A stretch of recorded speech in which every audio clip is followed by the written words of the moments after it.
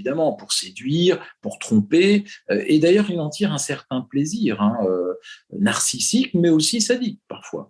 Donc, il va mentir et détruire l'autre par ce fait, parce que ces mensonges s'associent en gros souvent durant la phase de dépendance, euh, et il va contraindre la victime à douter de sa propre raison.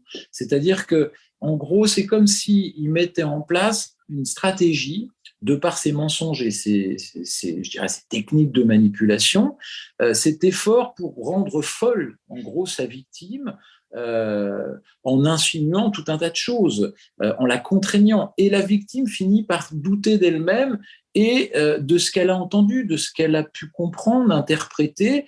D'ailleurs, elle se demande si elle ne devient pas un peu folle parfois, ou s'il y a quelque chose qui ne va pas en elle. D'ailleurs, il finit par la convaincre que c'est elle qui est malade, la victime.